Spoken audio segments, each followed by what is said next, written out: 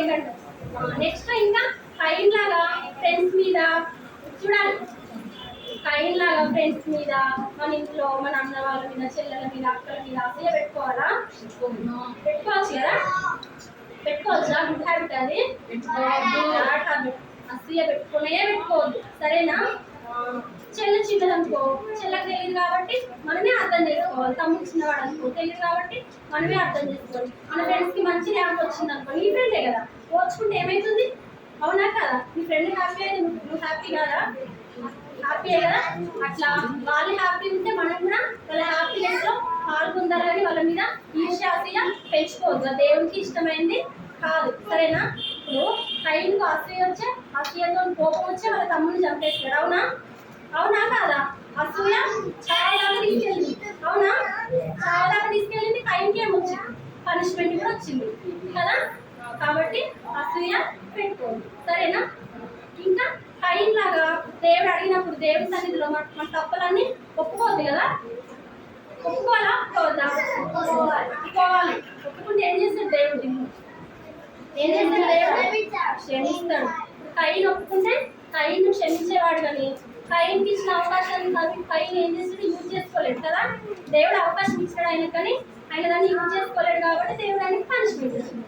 ఇప్పుడు మనకి దేవుడు అవకాశం ఇస్తున్నాడు. నువ్వేమన్నా తప్పు చేసినావా? దేవుడి సన్నిధిలో ఒప్పుకొని దేవుడు మనకు అవకాశం ఇచ్చినప్పుడు మనం ఏం చేయాలి? ఒప్పుకోవాలి, సరేనా? ఇక్కడ చిన్న చిన్న తప్పే, చిన్న అబద్ధం చెప్పిన కదా అంటే సరిపోతుందా? చిన్న అబద్ధమైన, పెద్ద అబద్ధమైన, అబద్ధమే తప్పే. అవునా కాదా? అవునా కాదా? చెప్పండి. చిన్న దొంగతనమైన, పెన్సిల్ దొంగతనం చేసినా, 100 రూపీస్ 1000 రూపీస్ దొంగతనం చేసినా కానీ అది దొంగతనమే, అంతేనా కాదా? దేవుని దృష్టికి చిన్నదైనా పెద్దదైనా తప్పు తప్పే. కాబట్టి ఏం చేయాలి? మీరు ఏ తప్పు చేసినా కానీ ఒకవేళ అలాంటి పొరపాటు మీలో ఉంటే ఏం చేయాలి? దేవుని సన్నిధిలో ఒప్పుకోవాలన్నట్టు. అయ్యా యేసయ్యా, నేను ఈ తప్పు చేసినా, ఈ అబద్ధం చెప్పినా, ఈ దొంగతనం చేసినా, నా ఫ్రెండ్ మీద నేను అసూయపడ్డా, నా చెల్లి మీద అసూయపడ్డా, మా అన్నయ్య మీద అసూయపడ్డా, యేసయ్యా నేను మమ్మీ డాడీకి లోపలేను. దేవుడికి ఎదురుమాట చెప్పిందా లేదా? కైను నా తమ్ముడికి ఏమన్నా నేను కావలి వాడనా అన్నాడు కదా? అట్లా మనం కూడా మమ్మీ డాడీ వాళ్ళకి, ఇంట్లో పెద్దవాళ్ళకి, టీచర్స్కి ఎదురు మాట్లాడమా? అది కూడా చేయొద్దు, సరేనా? అలాంటివన్నీ కూడా దేవుని సన్నిధిలో ఏం చేయాలి? ఒప్పుకోవాలి. ఒప్పుకుంటే దేవుడు ఏం చేస్తాడంటే మనల్ని క్షమిస్తాడు అన్నట్టు. క్షమించి ఆయన పరిశుద్ధమైన రక్తం చేత మన పాపములన్నింటినీ కడిగేస్తాడు, సరేనా? అందుకే దేవుడు మనల్ని ప్రేమించే దేవుడు అయ్యింది కూడా మానవులుగా ఈ లోకానికి వచ్చినాడు. ఎందుకొరకు? మనందరి కొరకు ప్రాణం పెట్టడానికి. తెలుసా మీకు? యేసయ్య ఎవరో తెలుసా? నా పాట నేర్చుకున్నాం కదా నిన్న. యేసయ్య గురించి ఎప్పుడైనా విన్నారా? నేర్చుకున్నామా లేదా? ఏముంది ఆ పాటలో? పాపలమైన మన కొరకు రక్తం కార్చి, ప్రాణం పెట్టి, తిరిగి లేచి, చేతులు చాచి రమ్మని పిలుస్తున్నట్టు దేవుడు. ఎవరి కొరకు?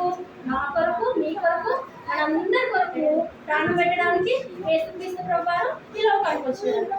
అప్పుడు మనం ఏం చేయాలి? యేసయ్య, నేను తప్పు చేసినా, నేను పాపం చేసినా, నేను పాపని క్షమించు అన్నప్పుడు దేవుడు తప్పకుండా మన పాపాలను ఏం చేస్తారు? క్షమిస్తారు. ఇప్పుడు కైని కూడా క్షమించేవాడు, కానీ ఆయన ఒప్పుకోలేదు కదా? ఒప్పుకున్నాడా కైను?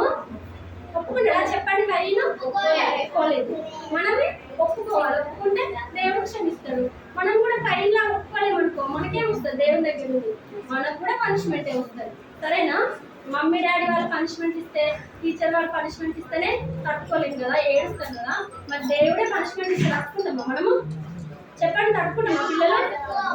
తట్టుకోం. కాబట్టి ఆ పనిష్మెంట్ మనకు వద్దనుకుంటే ఏం చేయాలి? మనం దేవుని సన్నిధిలో మోకరించి మీ మమ్మీకి, మీ డాడీకి ఎవ్వరు చెప్పిన అవసరం లేదు పిల్లలు, సరేనా? మమ్మీ నేను తప్పు చేసిన, నేను తప్పు చేసినని మమ్మీ డాడీ వాళ్ళకి, అక్క వాళ్ళకి, నాన్నమ్మకి, తాతయ్యకి ఎవ్వరు చెప్పిన అవసరం లేదు. మీరు దేవునికే చెప్పాలి, సరేనా? వాళ్ళు చెప్తే ఏమనుకుంటారని భయం లేదు, వాళ్ళకి ఏమైనా అవసరం లేదు. మీరు దేవునికి చెప్పాలి, అయ్యా నేను ఈ తప్పు చేసినాను, నేను ఈ పాపం చేసినాను, నన్ను క్షమించి ప్రభు. మా మమ్మీ డాడీ వాళ్ళకి తెలియదు, నేను చెప్పలేను కాబట్టి. కానీ దేవుడు ఏం చేస్తాడు? అందరినీ కూడా చూస్తాడని చెప్తున్నాం కదా. చూస్తాడా? చూడడా? చూస్తాడు. కాబట్టి మనం ఏం చేసినా దేవుడు చూస్తాడు. కాబట్టి దేవుని దగ్గర దాచుకోలేదు, సరేనా? దేవుని దగ్గర అస్సలు దాచుకోలేదు. తలసాకెళ్ళి దాచుకునే కానీ దేవుడు కనిపిస్తుంది, సరేనా?